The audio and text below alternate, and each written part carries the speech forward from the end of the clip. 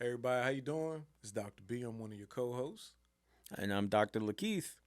Welcome to the For Us Therapeutic Podcast. And before we get into today's topic, if you don't mind, we would like for you to like, comment, and subscribe, and share this with your family and friends in case they need an opinion from two mental health doctors on how to help them navigate the world. In today's topic we're going to talk about imposter syndrome. So before we open up, I would like to give a definition of imposter syndrome so that way me and Dr. Keith has something to unpack together, okay? So, imposter syndrome is the persistent inability to believe that one's success is deserved or has been legitimately achieved as a result of one's own efforts or skills. People suffering from imposter syndrome may be at risk or increased risk of anxiety. So with that being said, little brother, since this was your idea, this was Dr. Keith's idea to talk about this topic. I'm going to flow with him. We're going to get into this. I think this is a really good topic. Little brother, what are your thoughts about imposter syndrome? What inspired you to want to talk about it on today's podcast? Well, let me just say this. Imposter syndrome is real. Very much so. It's real. Not in a physical manifestation type of way, but definitely in a psychological type of way. Mm-hmm. And the reason why I chose this particular topic, well, two reasons actually. One, I know that both professionally with the clients that I work with, also personally, people that I know, it is something that they experience, whether they experience it in certain parts of their life or certain situations or throughout their life. But then two, the other reason is because I'll be 100% honest with you. Imposter syndrome is something that I battle with even to this day. Okay. So you feel like a lot of clients deal with it, a lot of people do, and it's something you deal with. Correct, yes. So long story short, even though it could be a long story, even to this day of earning a doctorate, which I'm very proud of, and it was a very beautiful, tough, rigorous, exhausting experience.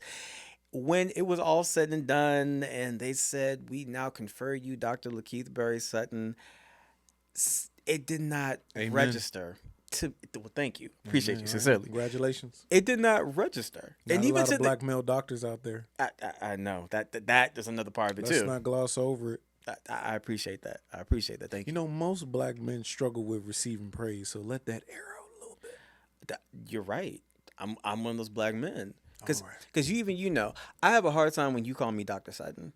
Yeah, that's so true. That is so true. I'm not going to say it's odd. I agree because you're right. That's so true. I say it because you earned it, and I want you to get used to being recognized as such. It's a higher achievement to get, Dr. Key. I probably won't call you Dr. Sutton because that's just too formal. I don't like that's when real. People call me Dr. Sutton. That sounds like our dad. Our dad is not a doctor, but whenever you say Mr. Sutton, it throws me up. Granted, if you a kid, yes, it's Mr. Sutton, Dr. Sutton, whatever it is. But from adult to adult, when people say Dr. Sutton to me, I always say, you can just say Dr. B. It's all right, or Dr. Brown, whatever it is. But I say that because you earned it, and I know that you're not trying to be arrogant about it, but it's to help you get used to being able to be celebrated.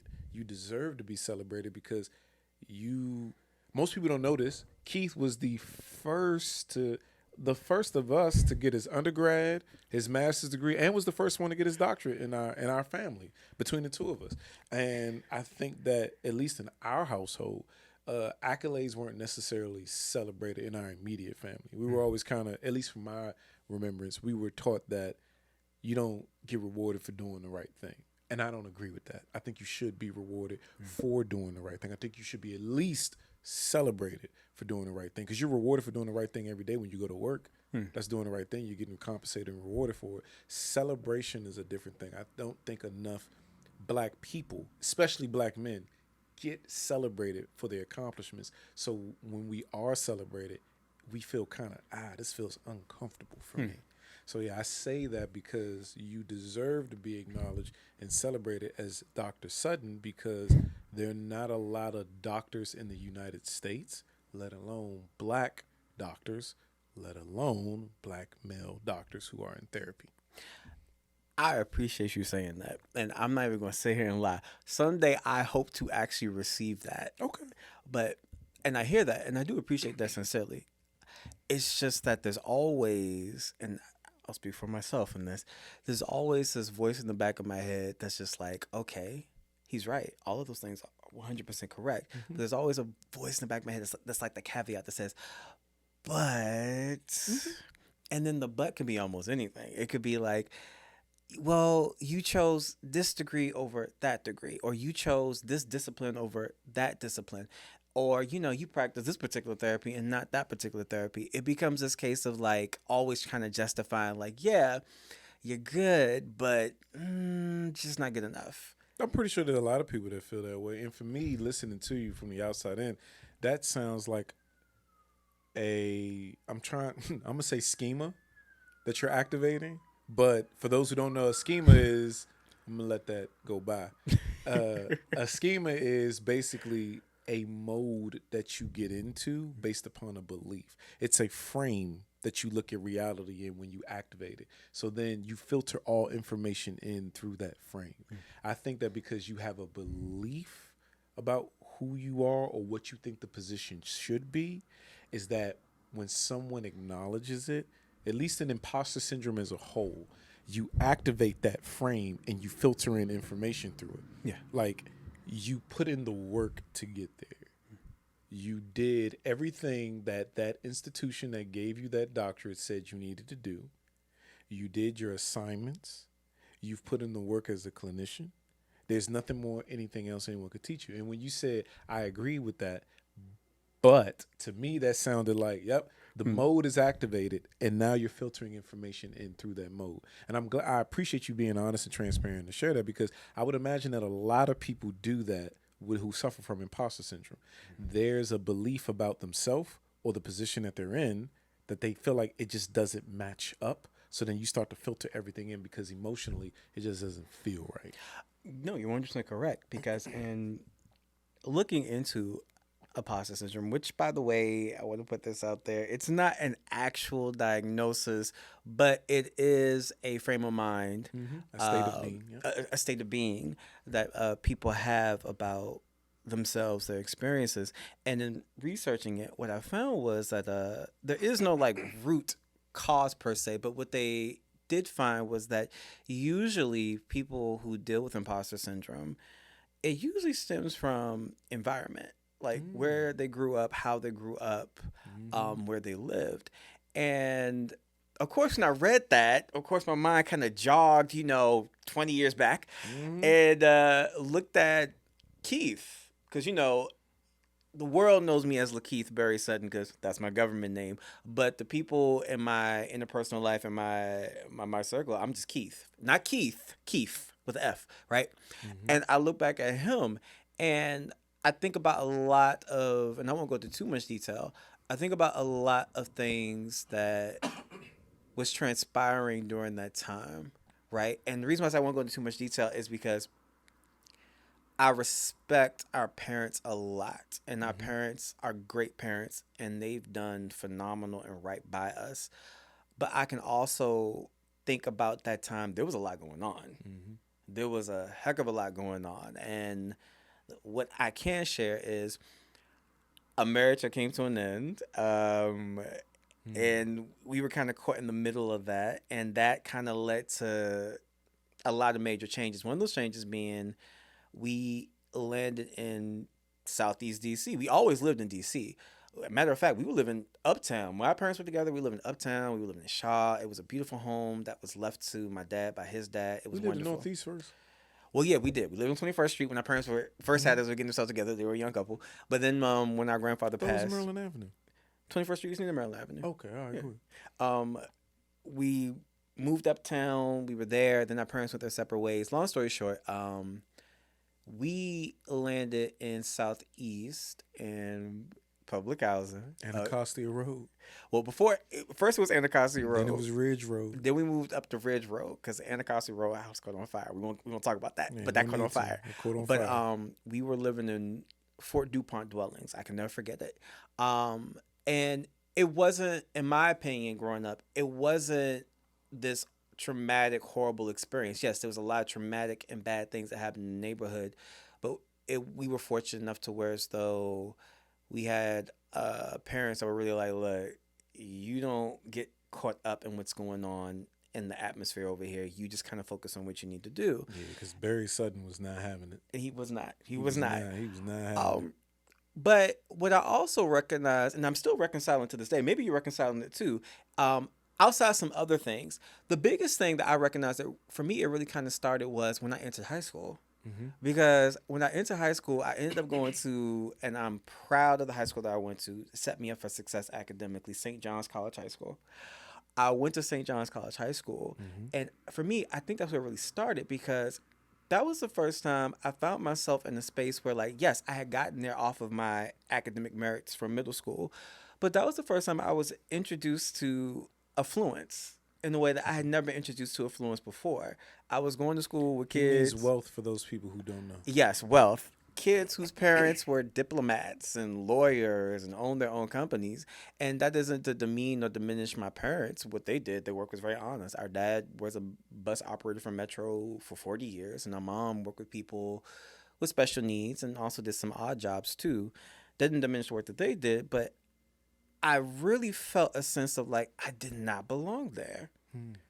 And I really struggled with that. Some other things too, but I really struggled with that in the sense of here I am going to a school where I'm meeting black people or black peers where like they're a part of Jack and Jill. They spend their summers in Martha's Vineyard. And my summers I spent working at whatever summer job I could get. And I couldn't shake for the 4 years I was there, even though I did meet some wonderful, wonderful people, made some wonderful friends there that I even have to this day.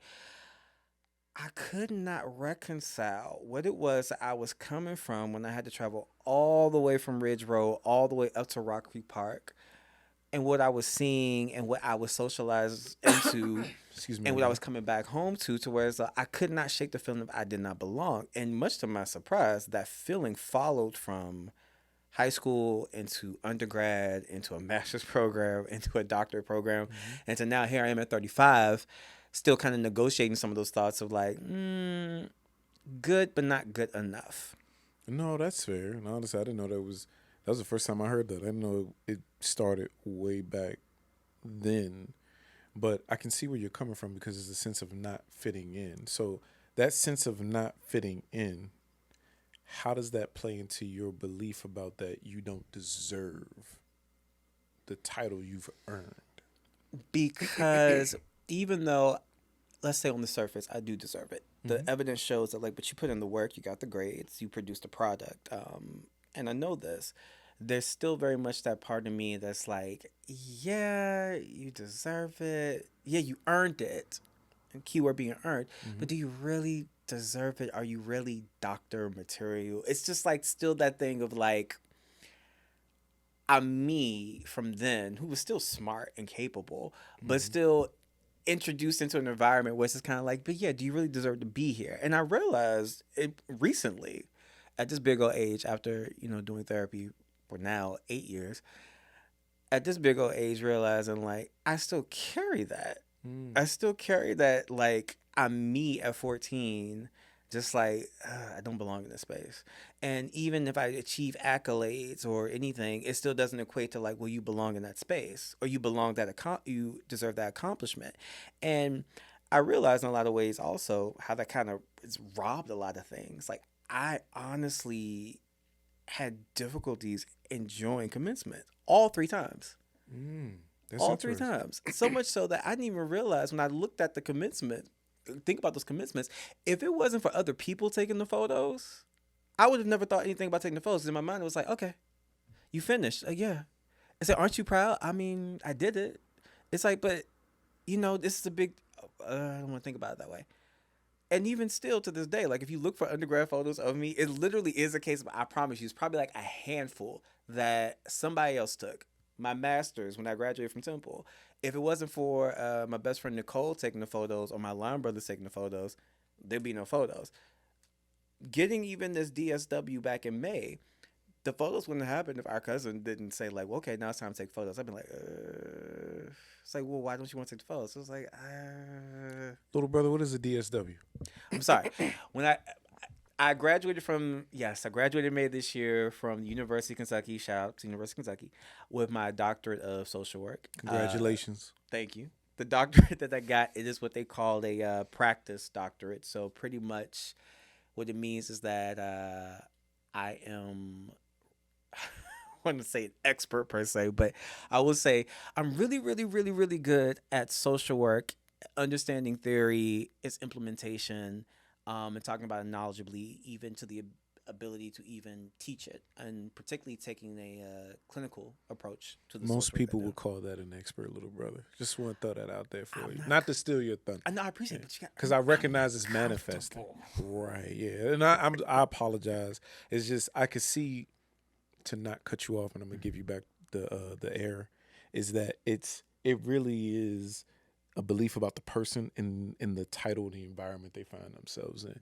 Because even then you said it's what did you say? You said that the DSW is a practitioner degree. Is that what you said it was? It technically is a practitioner doctorate degree. Hey, it's doctor. It is, and I don't Still say that doctor. to diminish my brothers and my sisters and everybody in between who have earned their DSWs, because they're phenomenal. For me, still negotiating that, and opening up and saying that and wanting to share this and realizing imposter syndrome, buddy, it exists at every level, or it can exist at every level. And until you get hip to it, you can't really address it. And what I realize at this age in my life is that I'm just getting around to getting hip to it because everything's slowed down. My way of coping with my imposter syndrome was staying busy. Nobody stays as busy as I do. That's a bit dramatic. I stay super busy, so I don't have to think about a lot of things. So that includes volunteering. That includes, dogs, which I have a lot of those. That includes a variety of different things. But now I'm in a place where, things are slowing down. And when things slow down, as they've been slowing down, I really have been forced to look at myself, and not in a bad way, but myself as why do you feel this way? And having to sit with my thoughts. And getting back into something I've always done, which is journaling. Been journaling since I was 10. And really sitting down and journaling and really writing out a lot of these thoughts and realizing, oh boy, this is a lot. And really having to face it for the first time. So you do the work on your own to recognize. You journal, you see a therapist, and now that things are slowing down, you recognize that it's something you have to face head on. Yeah, because I would say this.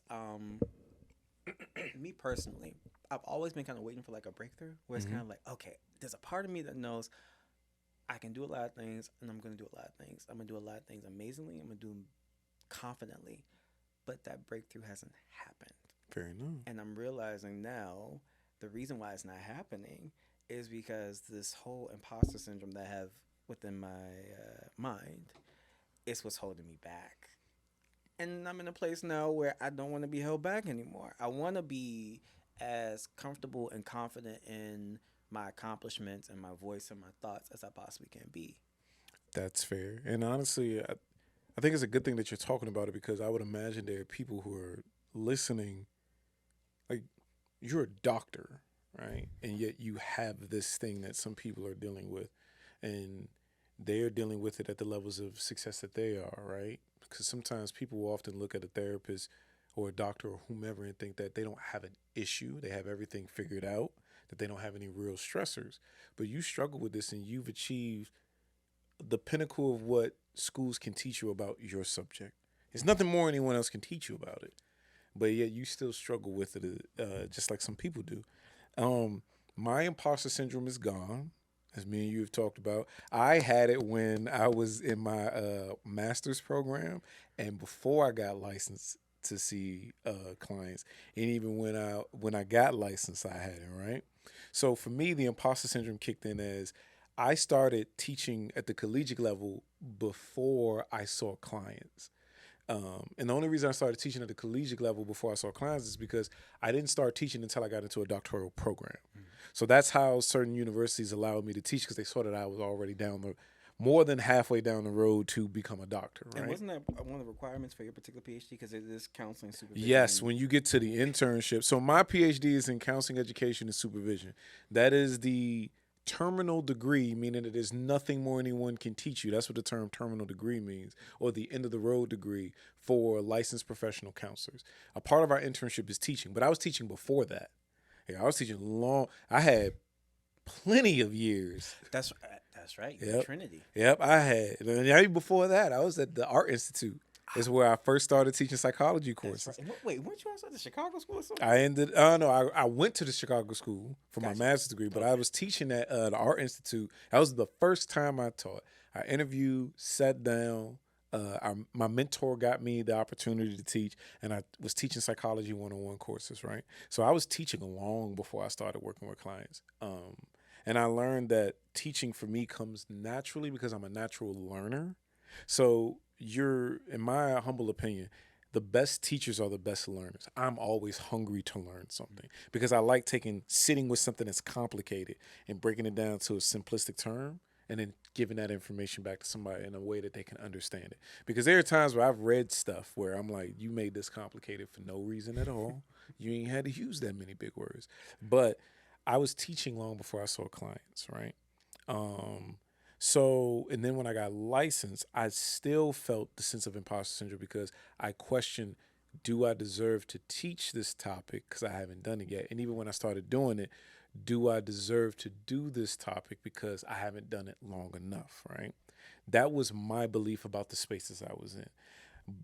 Fortunately for me, the reason why my imposter syndrome went away was because I've been teaching in academia so long and being around other doctors who are now my peers to saw like the type of work they have to put in for scholarship. Scholarship simply means the research articles you do, the subjects that you talk about and things like that. So the articles that they published and the way they taught, I had been around that long enough to know what was required of me. And I had already done a lot of it at the master's level. But for me, my imposter syndrome went away when I graduated with my PhD because I was like, oh no, I'm good.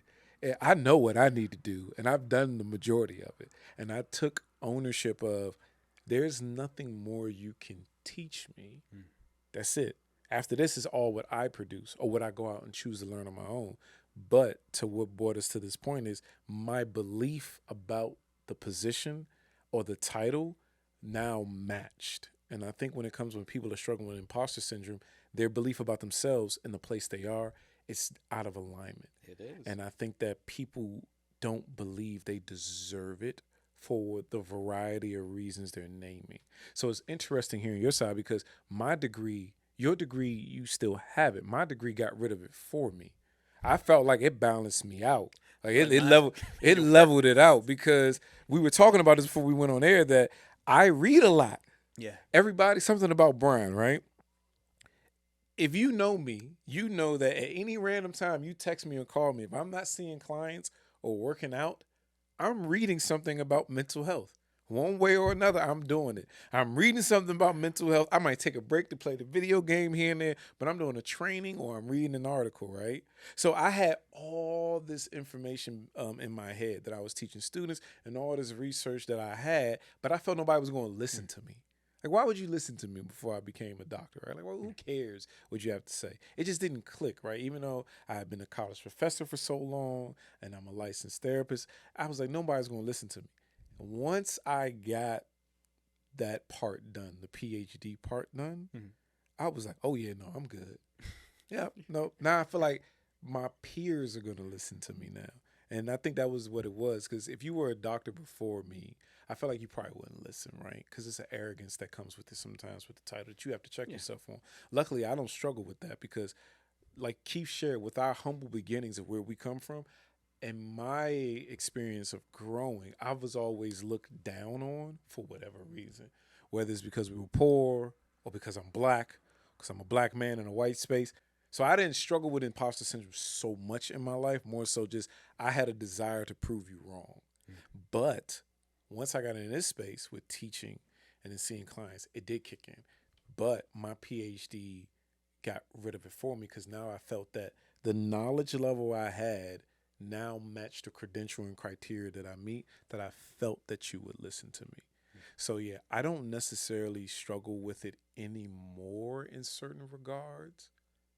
I struggle with making sure, like what you were saying earlier, making sure I know enough about the topic to be able to talk about it. That's it.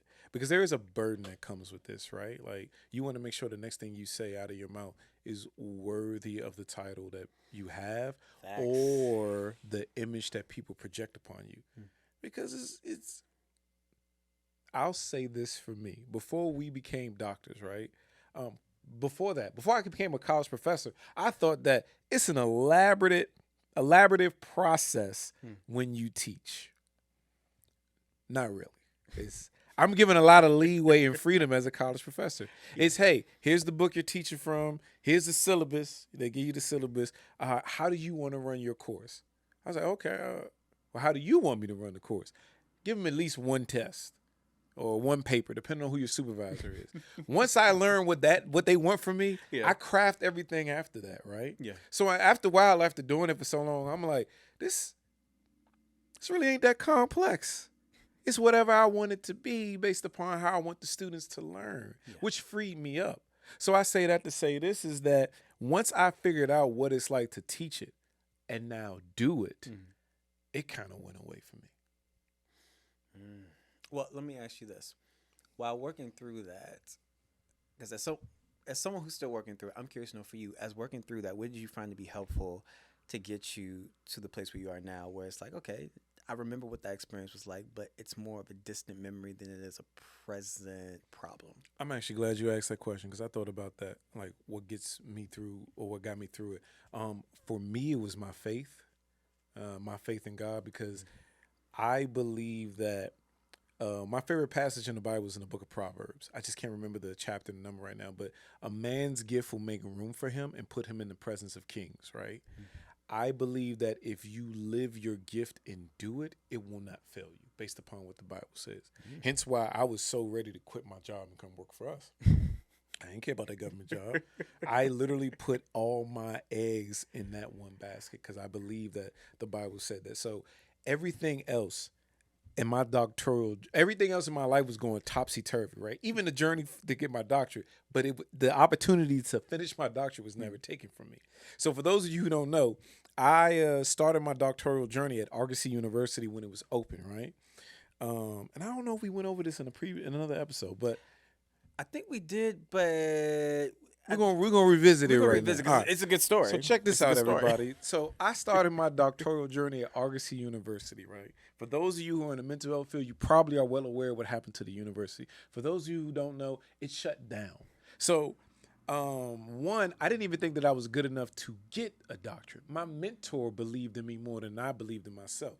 So he helped me pick the school. He helped prepare me for the interview. And then when I had the interview, I went ahead, I did good, and I took off running, right? So I'm about 65% done with the program at Argosy University. All of a sudden, we start getting rumors that they're going to shut down the school. I remember sent you the article. Man, so everybody look at it this way. There's week 1 and week 2. Week 1, that Thursday, that Thursday or Friday, they sent out an email to everybody. Hey, everybody, we know there's rumors going on. Don't worry about it. The university is not going to shut down. Please show up to school, regularly like you normally would. Week 2 shows up that Monday. Hey, everybody, we're shutting the university down this Thursday. Make sure you turn in all your work, your grades that you have. It is what it is. They literally hit us with the Ivan Drago. If he dies, he dies. That's literally what they left us on. I'm not even going to lie. Cold-blooded. 65% done. And they're like, we're going to end the school right here, right now. This is where being black and being poor actually helped me out. Everybody else was freaking out. What should I do? Where am I going to go? In my head, we had overcome so much to get to where we were, both with setting up the practice and just life. I was like, do I get my transcripts? Yes. Okay, I'll figure it out. Because this ain't my fault. I didn't do this to myself. I didn't shut down this university. Someone else. The university shut down because they misappropriated $14 million federal dollars of student loan money. So the federal government said that we're no longer going to give you financial aid. So the university had to close, right? At least that's the narrative that I remember, that it was closed. Yeah. Someone may know more intricate details than I do, but I believe that that's why it closed. So for me, I was like, I didn't do this. So what happened was We're looking for other universities, everybody, right? And every other university that I would apply to, they would often say, hey, we know what happened at August. See, we're really, really sad. Keep in mind, I'm 65% done. They were telling me we can only take 12 to 15 credits. I would have been starting all over again. No, all sir. over again. No, sir. All my mentors said, absolutely not. As they should. I would not tell you to start over again. So I ended up at Walden University because they took the majority of my credits so I wouldn't have to start back over, right?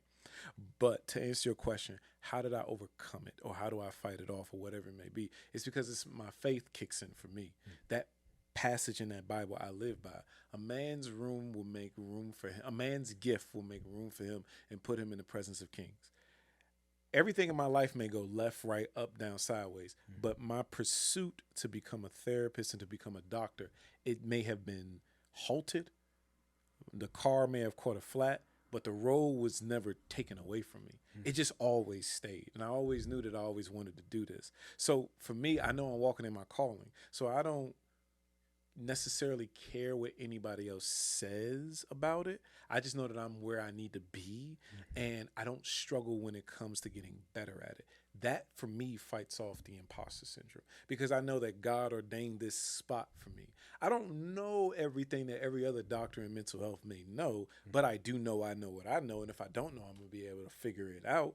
But I know that I'm where I need to be. Whether you accept me or not, it's not that it's indifferent. It's more so like whether you accept me or not right now is a matter of time. I'm going to make my space here. And eventually, whether you accept me is irrelevant because everybody around us will recognize my achievement to where you'll be forced to accept it because I know that this is where I'm supposed to be. Yeah. It is my purpose to be here because this is what God called me to do. So for me, the way I view myself and my position align because spiritually I'm where I need to be. I mean, just everything about it confirms it for us, right? We've been in business. We started our practice during the pandemic, right? And then before the pandemic, but then the pandemic. Put it this way: we started 2019, and it was like, okay, we're getting the ball rolling. We're getting these contracts. Got our office, and I kid you not, because it always cracks me up. We signed the lease for this office March 2020. The world, or at least let me rephrase that. These United States of America, everything closed March 2020. So we had a whole year of paying rent for an office that outside of coming in here to do some work, we could not utilize to see clients. Not at all. But we got through it. Yeah, and notice that you said we started in 2019. Next year will be 5 years in business. Most small businesses shut down within the first 5 years of business. I know. Yes, that is a statistic that's been proven true. Most shut down 5 years of business. So I say that to say that my faith confirms that I'm where I need to be. That's how I overcome. I know that this is my purpose. And I don't think anybody's going to be able to, no one's going to be able to take that from me. But also it's mainly just recognizing that the work has been done. The foundation has been put in, like for you, right? Using you as the example for the subject of today's podcast when it comes to imposter syndrome. What is it that you feel that you have more to do to believe that you deserve where you are as Dr. Keith? Because there's somebody out there struggling with that, right? Maybe not in the same sense that not in the sense that his story matches yours, but there's a belief that you have that there's something more you need to do or you haven't quite achieved that keeps you in that state. For you, what is that? Simple answer. For me, I recognize that at some point it's me having to realize that I'm perfectly fine where I'm at and who I am and what it is I'm doing. And that, of course, like anything, you just have to prove upon it. I think the reason to where stuff, because I have to be transparent, I'm somewhat indifferent about my accomplishments, but I am still very much proud of them. It's a weird thing of like, I'm proud of them, but I'm also very indifferent about them. But I also recognize that if I had to be transparent with myself, a lot of my accomplishments have always been me trying to prove to me that I am good enough. And so I recognize in that for me, to my detriment, and that's weird to say that, right? there really isn't too much of a limit that I wouldn't go to try to convince myself or prove myself that at some point I am perfectly fine, that I belong, that I'm good enough. And that has worked in a lot of ways to my success. I recognize that. But I also realize it's also to my detriment because with that, I will easily overextend myself and do the absolute most and be tired and be anxious and be like, oh my God, all these things I have to be responsible for, all the things I have to do. And I realized that, of course, again, journaling, that for me, it doesn't matter. If I keep on taking the path that I'm taking, I could become president of these United States of America and it still be that voice in my head that's like, but do you really belong here? Or did you really earn this? And the only thing I can think of at this point is like at some point having to just be confident within myself to say that, no, we're good. We've done everything we need to do. We've accomplished everything we need to accomplish. We did a great job. We're great. Let's focus in on just being happy. So in your story, did you feel like it was like a sense of insecurity that was driving you? Did I hear that right? Oh, definitely. It's look, it's always been a case of it's weird. And for those of you who may experience this, I'll try my best to kind of articulate it. It's a case of I can recognize that I'm smart. I'm capable. I am clever and witty when I need to be and want to be.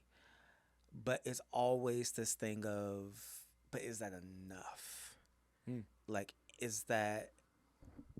am I enough? And that's always been kind of like a lingering question that's always been in my head. And again, I also recognize that for me, I won't speak for anyone else. I think that for me, that's one of those things where it's like, that's always going to be one of my lifelong battles or struggles. And the reason why I say that is because, and I try to keep it short. There was a documentary that came out a couple years ago about Jane Fonda. Fonda, I think it's called Jane Fonda in 4 acts.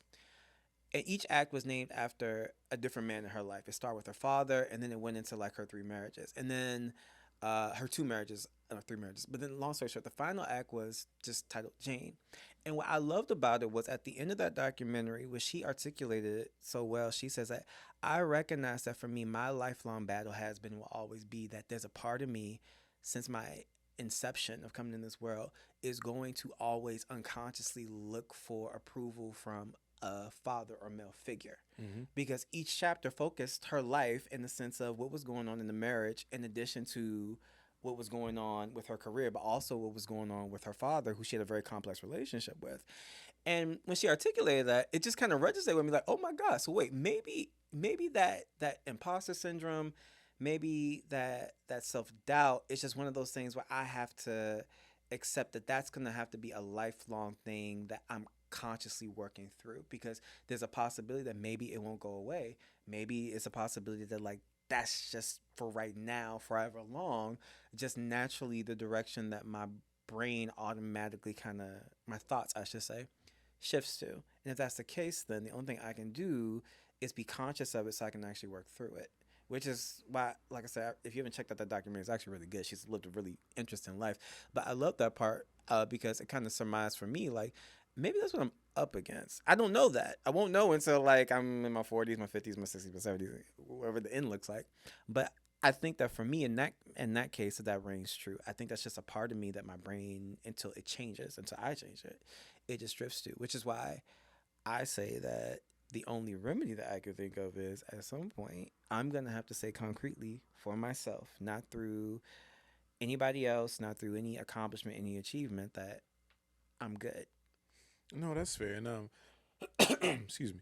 I think that it's interesting you say that. I know we're running low on time, so I just want to say this is that I think there's a healthy level of insecurity that we all can pull from, right? Like, it's insecurities that drives you sometimes to want to overcompensate to achieve a goal. Now, granted, I know that it can be taken to an extreme to where it becomes a bad thing, but I don't like giving any emotion too negative of a connotation, because there are times in my life where I felt insecure and it drove me and motivated me to either want to get in better shape, become more educated, or work harder to achieve a goal. So I just wanted to give that a little bit of air to breathe. But there's something you said, right?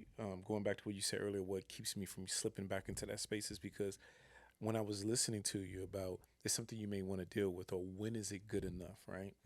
I think for me is also, aside from me believing that this is where I need to be ordained by God, but also my competitive nature of it all, where it's like, I'm not going to let you deny me this. I don't care what I got to do. Like, I refuse to be denied. It's literally like a Mamba mindset, a Kobe Bryant, a Michael Jordan mindset. I really do have that when it comes to mental health therapy. I'm not saying I'm the Michael Jordan or the Kobe Bryant of mental health therapy, but I have a goal to be one of the greats before I leave this planet when it comes to mental health therapy. And you It's will. it's literally ingrained in me. I am going to find a way to help so many people that our grandchildren's children's will read about me in some way, shape, or form. So for me, that also ties back into it being my purpose, but also I have this refusal to be denied this space as well.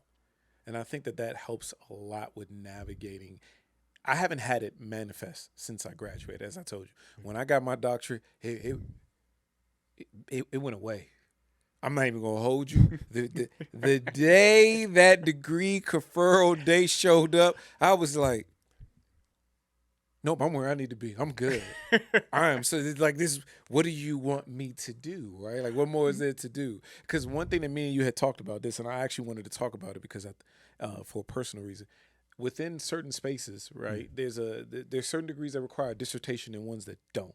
For those of you from the outside looking in, people who completed a dissertation get the PhD initials after their name accredited to them, while other graduate degrees, because they don't have a dissertation, they don't necessarily get the PhD title to it. They get the DSW or the PsyD or things like that. That is what delineates the two, right? And then there's often that whole because you didn't do it, there's a looking down thing, and then there's a looking up thing where I wish I would have did it. I often find myself, now that I've done it and gone through the dissertation, while it's a good experience to have, I don't think that needs to be the end all be all neither, in my honest opinion. Like, I think that's ridiculous, right? Like, if you graduate and you become a doctor and you go off and do an actual research study, it's the same thing.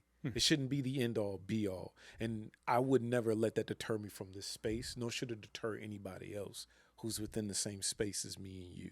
Yeah.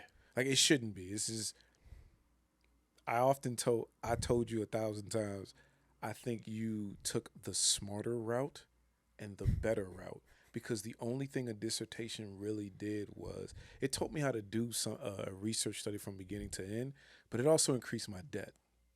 It drew the process out. It made it longer than it needed to be. And if anybody out there who's within the same space as me and Keith is struggling because you may feel that something you've done is less than, you're kidding yourself. All you did was save yourself time and money. That's it. You finished this race a lot faster than I did, and I commend you for it. If there was an alternative option, if there was a graduate degree in counseling, I would have took it. I would have took it 1,000%.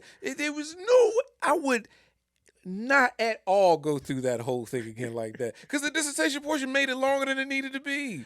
I mean, well, I'll put it this way. I have peers, no shade to any peer, mind you. I have peers that started with me that are still going through it right now. I think that is absurd. Not that they're moving slow. It's that long. I think that is ridiculous that they are still going through this, racking up debt because the process takes that long. Yeah. I think that is ridiculous. Look, I have a lot of thoughts on that, but I'll simply just say this. I want to take this opportunity to thank my brother for one, this dialogue and listening to me. But then to also recognize the fact that if Brian did not become a doctor, I probably would not become a doctor. I told somebody that. I told one of our clients that. That was the most ridiculous thing in the world. Look, I tell people this all the time. I'll be 100% honest with y'all. 40% of this degree was because of the fact that, like, when we decided to go to private practice together, and I realized the amazing and brilliant thing my brother was doing, getting his PhD, there was a part of me that's like, so wait, it'd be Dr. Sutton and Mr. Sutton. That don't match. I feel you on that, because that don't even match. You're right. But I told another client that I said, yeah, nah. The only reason that my brother got his doctorate was, he said verbatim, and I hope I'm gonna let him know when this episode come out. He said, I said verbatim. Keith said, I'm not gonna let nobody call you Dr. Sutton and not call me Dr. Sutton. I was like, I feel you on that one. But I was like, what we were talking about, right? I only did it when someone believed in me more than I believed in myself. And then when I got the revelation that I'm where I need to be, I wasn't gonna let nothing stop me. I wasn't gonna let nothing stop me in it. But it's time to bring this bird in for a landing. Yes. All right, everybody. We appreciate y'all tuning in. As you know, like, comment, and subscribe. Share this video because there might be somebody out there struggling with imposter syndrome. Thank you for tuning in to the For Us Therapeutic Podcast. We look forward to seeing you, hearing from you. Shoot us an email. Look at our website at forustherapeutic.org. See our team and staff for any helps that you may need. Otherwise, God bless. Take care.